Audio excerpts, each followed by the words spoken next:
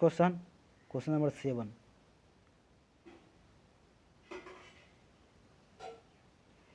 किसी विलयन की अम्लीयता, क्वेश्चन है किसी विलयन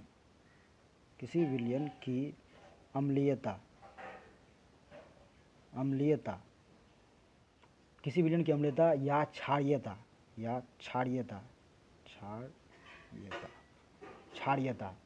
ज्ञात करने के लिए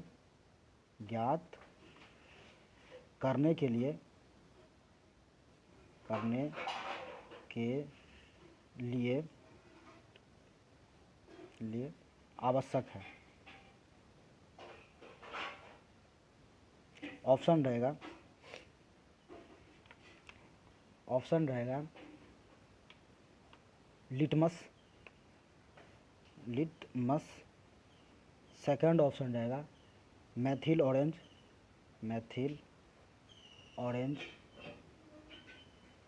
और सी ऑप्शन रहेगा लाल पत्ता गोभी,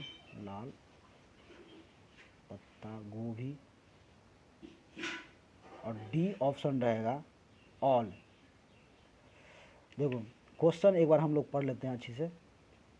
किसी विलयन की अम्लीयता या क्षारीयता ज्ञात करने के लिए आवश्यक है। मतलब अगर कोई बर्तन में रखा हुआ है कोई सॉल्यूशन यानी विलयन रखा हुआ है, मुझे नहीं पता है कि ये विलयन अम्ल है या क्षार है या उदासीन है, तो हम लोग कैसे पता करेंगे ये अम्ल रखा हुआ है या क्षार रखा हुआ है? कैसे जानेंगे? क्योंकि भाई पी के तो नहीं जान सकते हैं क्योंकि वो जहरीला होता है। तो उसके लिए हम लोगों को मतलब ये सूचक होता है, ये 3 जो है ना सूचक है, इसी को बोलते हैं सूचक। तो ये लिटमस सूचक है, ये मैथिल ऑरेंज है और लाल पत्ता गोभी है। इन्हीं तीनों सूचक को जब उसमें डालेंगे ना, किस में, उस विलयन में, तो हमें पता चल जाएगा कि ये अम्ल है या क्षार है। क्योंकि अगर अम्ल होगा तो क्या हो जाएगा, लिटमस का रंग जो है ना नीला के बदले में लाल हो जाएगा, नीला से लाल हो जाएगा, तो समझ जाएंगे कि भाई ये अम्ल है। और नहीं, उसका अपोजिट हो जाएगा लाल का नीला, तो बोलेंगे क्षार है।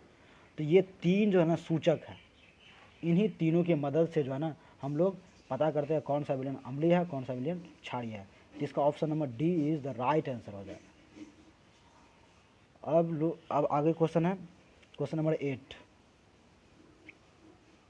क्वेश्चन नंबर 8 क्या है? लिटमस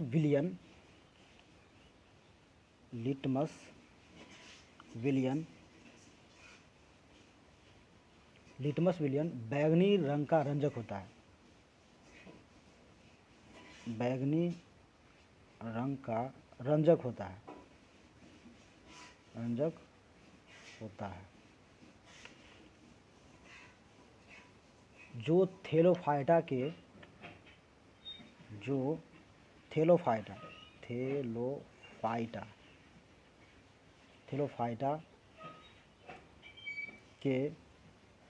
डैश समूह से प्राप्त होता है। ऑप्शन नंबर 1 रहेगा लीचेन, दूसरा ऑप्शन रहेगा हाइड्रेंजिया, तीसरा ऑप्शन रहेगा सलगम, चौथा ऑप्शन रहेगा लाल पत्ता गोभी। देखो लिटमस विलयन बैंगनी रंग का रंजक होता है। अगर पूछेगा लिटमस कैसा होता है तो बैंगनी रंग का रंजक होता है, ये तो क्वेश्चन में ही लिखा हुआ है। और पूछेगा कि लिटमस कहाँ से मिलता है, तो यह थेलोफाइटा एक समूह है, तो उस समूह से हम लोग को मिलता है। मतलब ये प्लांटी जगत का जो समूह है तो उससे हम लोग को प्राप्त होता है। लिटमस जो है ना थेलोफाइटा से प्राप्त होता है, लेकिन थेलोफाइटा में बहुत सारा मतलब प्लांट सब आता है। तो किस प्लांट से, तो उस प्लांट का नाम है लीचेन से हम लोगों को प्राप्त होता है। यानी अगर लिटमस पूछेगा लिटमस कहाँ से प्राप्त होता है तो लीचेन से प्राप्त होता है। लिटमस जो है ना बैंगनी रंग का रंजक होता है, ये भी याद रखना क्योंकि ऑब्जेक्टिव में ये भी पूछ सकता है। तो लिटमस जो है ना बैंगनी रंग का रंजक होता है जो थेलोफाइटा के लीचेन से प्राप्त होता है। तो हम लोगों ने अब तक जो है ना लगभग 8 क्वेश्चन देख चुके हैं। एक बार शुरू से हम लोग देख लेते हैं। 1 2 3 4 5 6 7 8 क्वेश्चन नंबर 8 तक देख चुके हैं हम लोग। और देख रहे हैं क्वेश्चन क्वेश्चन नंबर 9, ये जो चैप्टर ना, ये चैप्टर है क्या, acid base and salt chapter, यानी ये क्लास 10th का है, क्लास 10th का ये केमिस्ट्री है और सेकंड चैप्टर है ये। क्वेश्चन नंबर 9, धातु अम्ल से डैश को विस्थापित कर देती है। धातु, अगर आवाज़ क्लियर ना हो तो मतलब जो हम लिख रहे हैं ना वहाँ पे देख लेना। धातु अम्ल से डैश को विस्थापित कर देता है, विस्थापित कर देता है। ऑप्शन रहेगा, ऑप्शन भी रहेगा, ऑक्सीजन, सेकंड ऑप्शन रहेगा क्षारक, थर्ड ऑप्शन रहेगा हाइड्रोजन और फोर्थ ऑप्शन रहेगा सोडियम।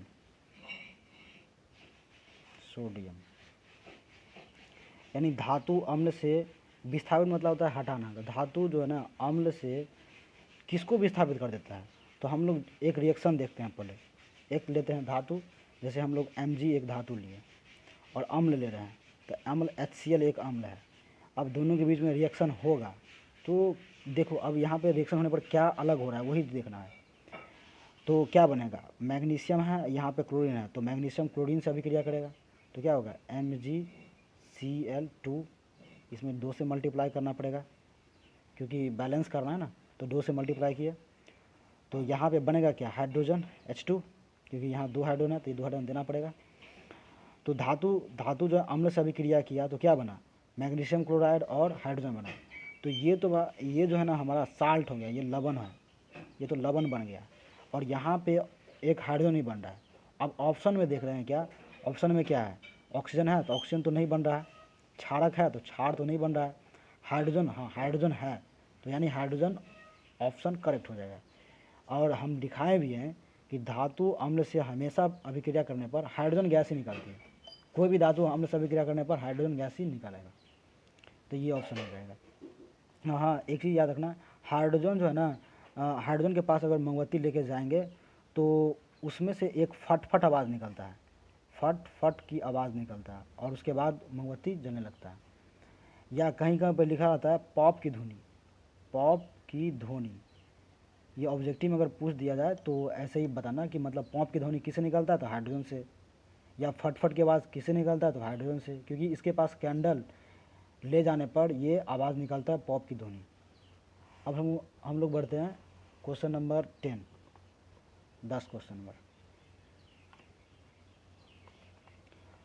अम्ल धातु से अभिक्रिया कर क्या बनाता है, अम्ल धातु से अभिक्रिया कर क्या बनाता है, क्या बनाता है, यानी अम्ल धातु से अभिक्रिया कर क्या बनाता है। ऑप्शन रहेगा लवण एवं जल, लवण एवं जल। दूसरा ऑप्शन रहेगा लवण एवं हाइड्रोजन, लवण एवं हाइड्रोजन। थर्ड ऑप्शन रहेगा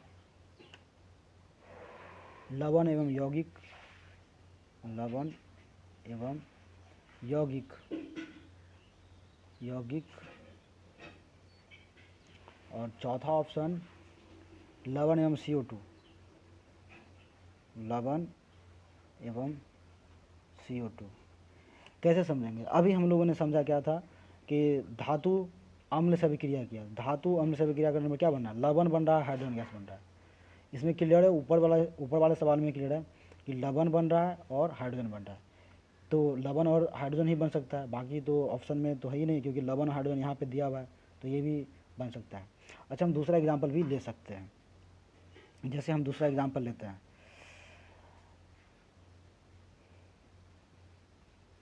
2Mg प्लस HBr, इसका मतलब हाइड्रोजन ब्रोमाइड होता है। तो इसको मतलब अभिक्रिया करने पर क्या बनेगा, तो ये इससे अभिक्रिया करेगा तो 2MgBr प्लस H2 बनेगा, तो इसमें भी ये क्या है, लवण है, और ये क्या हाइड्रोजन है, लवण हाइड्रोजन। ठीक है, इसको MgBr2 भी लिख सकते हो, यहाँ पे ये भी सही होगा, लेकिन यहाँ पर अगर ये लिखेंगे ना, अगर यहाँ पे ये लिखेंगे तो यहाँ से M2 हटाना पड़ेगा, क्योंकि हटाएंगे उसके बाद बैलेंस होगा, क्योंकि बैलेंस करना सिखाए हुए हैं तो वो अपना समझ लो। तो ये दोनों सही है, इसमें से ये भी सही है, लेकिन यहाँ पे अगर ये लिखेंगे ना तो यहाँ से 2 हटाना पड़ेगा, बस इतना ध्यान रखना पड़ेगा। इसमें भी वही था कि यहाँ पे अगर 2 लगाएंगे तो यहाँ भी 2 देना पड़ेगा। ठीक है, यहाँ पे 2 देना पड़ेगा, फिर यहाँ देना पड़ेगा, यहाँ से हटाना पड़ेगा तब। तो ये सब देखना है। तो लवण बन रहा है, हाइड्रोजन गैस बन रहा है। ठीक है, और एग्जाम्पल भी दे सकते हैं, जैसे देखो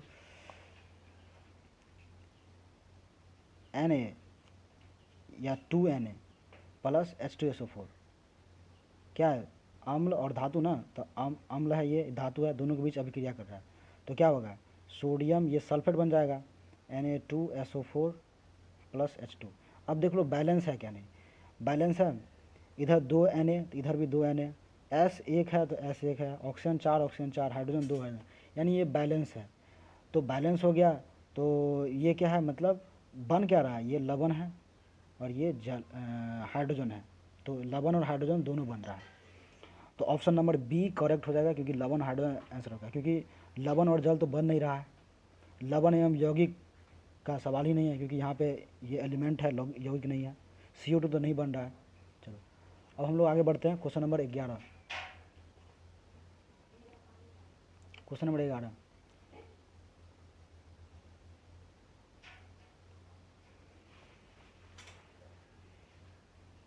Zn प्लस 2NaOH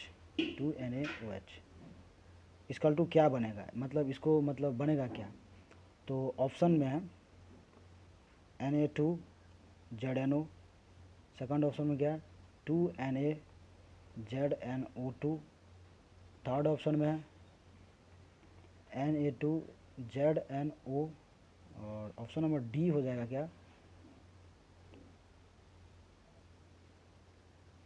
चलो इतना ही में से एक ऑप्शन सही है। तो हम लोग चेक करेंगे कि मतलब ये इस दोनों के बीच अभिक्रिया होने पर क्या बन रहा है। तो ये धातु है, ये क्षार है, याद रखना ये क्षार है, धातु और क्षार की अभिक्रिया होगा, तो ऑप्शन नंबर सी यानी ये बनेगा Na2ZNO2, ये ही बनेगा। ठीक है, ये दोनों नहीं बनेगा, ये बनेगा।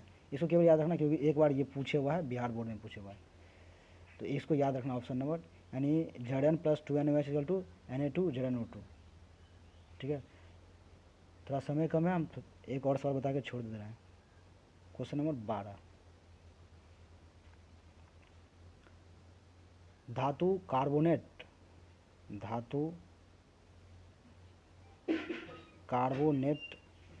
या फिर हाइड्रोजन कार्बोनेट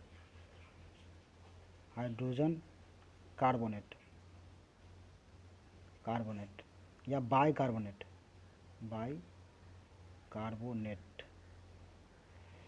से अभिक्रिया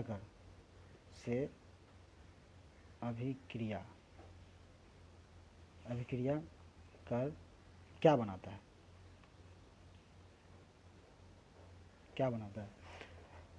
ऑप्शन है, फर्स्ट ऑप्शन है लवण, CO2 और जल, सेकंड ऑप्शन है लवण, H2 और जल,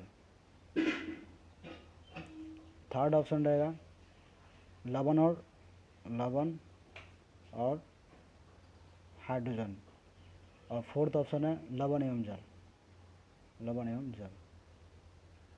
देखो धातु कार्बोनेट को हम लोग बोलते हैं क्या, CO3, इसी को बोलते हैं कार्बोनेट। इसमें लिखा है हाइड्रोजन कार्बोनेट को बोलते हैं क्या, HCO3, इसको HCO3, ये है हाइड्रोजन कार्बोनेट। इसी का नाम है क्या, बाइकार्बोनेट, यहाँ पे लिखा हुआ है क्या, बाइकार्बोनेट ना, तो इसी का नाम है बाइकार्बोनेट या हाइड्रोजन कार्बोनेट, इसका नाम है कार्बोनेट। तो क्वेश्चन में लिखा है क्या कि धातु कार्बोनेट से प्रतिक्रिया करता है या बाइकार्बोनेट से प्रतिक्रिया करता है, तो बनता क्या है भाई, अभिक्रिया करने पर क्या बनता है। तो हम लोग पहले ऑप्शन को छांट देते हैं, जो ऑप्शन निगेटिव है उसको हटा देते हैं। अभी हम लोगों ने कुछ देर पहले पढ़ा था कि अम्ल धातु से अभिक्रिया कर क्या बनाता है ना, यहाँ था ना, अम्ल धातु से अभिक्रिया कर क्या बनाता है, तो ऑप्शन क्या था, ये लवण और हाइड्रोजन, ठीक है। तो यानी अम्ल धातु से अभिक्रिया कर लवण और हाइड्रोजन आता है। तो इस ऑप्शन में देख लो लवण और हाइड्रोजन कहाँ पे है, लवण और हाइड्रोजन ये है, तो ये ऑप्शन छांट के हटा दो, क्योंकि ये ऑप्शन नहीं है, क्योंकि ये ऑप्शन इसके लिए है, मतलब धातु से अभिक्रिया करेगा अम्ल तब बनेगा ये चीज़, तो ये तो होगा नहीं, लवण और हाइड्रोजन गैस बनेगा नहीं, क्योंकि धातु अम्ल से अभिक्रिया करने पर ये बनता है। यहाँ पे क्वेश्चन है क्या, कार्बोनेट या हाइड्रोजन कार्बोनेट से अभिक्रिया करने पर क्या बनता है। तो हम एक बार एग्जाम्पल लेके समझ लेते हैं।